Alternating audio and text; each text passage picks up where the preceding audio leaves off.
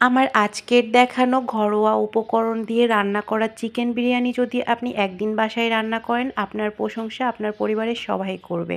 যারা নতুন রাঁধুনি আছেন, ভিডিওটা তাদের অনেক কাজে লাগবে।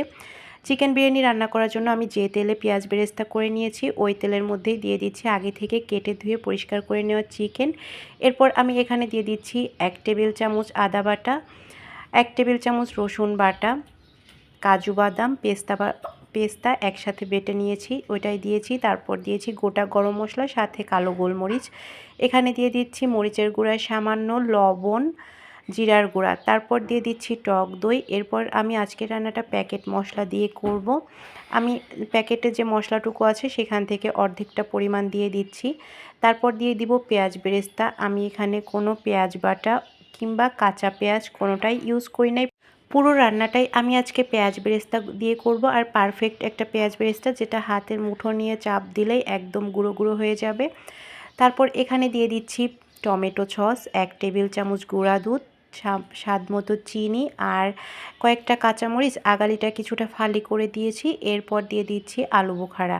এখন আমি মাংসটাকে ভালো করে মাখিয়ে নিব। মাখিয়ে নিয়ে কিছুক্ষণ রেস্টে রেখে দেব।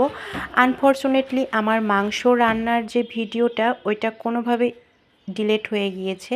তো যাই হোক, এখানে আমি রান্নাটা দুধ দিয়ে করব। কোনো পানি আমি এখানে ইউজ করি নাই। খুব বেশি দুধ এখানে দিতে হবে না, কারণ মাংস থেকে অনেকটা পানি রিলিজ হবে।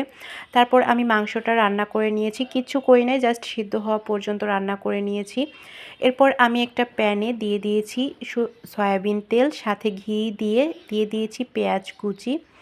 এখানে ঘিটা দিলে সুন্দর একটা ঘিয়ের ফ্লেভার ছড়াবে পুরো রাইসের মধ্যে। পেঁয়াজটা যখন কালার চলে আসে, 1/2 চা চামচ আদা বাটা, 1/2 চা চামচ রসুন বাটা দিয়ে আগে থেকে ধুয়ে 10 মিনিট রেখেছিলাম, ভিজিয়ে রেখেছিলাম পানির মধ্যে পোলার চাল, ওই চালটাই দিয়ে দিয়েছি স্বাদ মতো লবণ এবং কয়েকটা কাঁচামরিচ। সব কিছু দিয়ে ভালো করে ভেজে নিব। এরপর দিয়ে দিয়েছি কয়েকটা কিশমিশ, আর দিয়ে দিচ্ছি ফুটন্ত গরম পানি। আমি যে পরিমাণে চাল নিয়েছি ঠিক তার ডাবল পরিমাণে পানি নিয়েছি। তারপর দিয়ে দিচ্ছি 1 টেবিল চামচ গুঁড়া দুধ।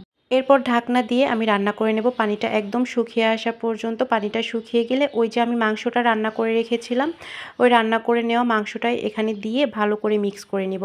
আচ্ছা, আমার ভিডিওটা কে কোথা থেকে দেখছেন অবশ্যই কমেন্ট করে জানাবেন। আর আমার রেসিপিগুলো যদি ভালো লাগে অবশ্যই পেজটাকে ফলো দিয়ে রাখবেন। রেসিপিটা শেয়ার দিয়ে রাখতে পারেন, যখন রান্না করবেন জাস্ট তখন একটু দেখে নেবেন। তো আমি সব কিছু মিক্স করে নেওয়ার পর আমি এখানে দিয়ে দিচ্ছি পেঁয়াজ বেরেস্তা দিয়ে আরও কিছুক্ষণ ঢেকে রাখবো। এখানে আমি ঘি ইউজ করেছি, যেটা ভিডিওতে কাটা পড়ে গিয়েছে। যাই হোক, আমার বিরিয়ানি রান্নাটা কিন্তু অলমোস্ট শেষ। আমার রেসিপিগুলো ভালো লাগলে অবশ্যই শেয়ার দিয়ে রাখবেন। যখন রান্না করবেন তখন জাস্ট একটু রেসিপিটা দেখে নেবেন। তো আমার বিরিয়ানিটার কতটা ঝরঝরা এবং পারফেক্ট হয়েছে দেখুন। আর কালারটা এরকম হওয়ার কারণটাও আমি বলে দিই। আমি যেহেতু পুরো রান্নাটা পেঁয়াজ বেরেস্তা দিয়ে করেছি, তাই কালারটা একটু ডিপ কালার এসেছে। আর বিরিয়ানির এই কালারটাই আমার কাছে বেশি ভালো লাগে, একদম সাদা সাদা বিরিয়ানির থেকে এরকম কালারটাই ভালো লাগে। আমার রেসিপিটা কেমন লেগেছে কমেন্ট করে জানাবেন।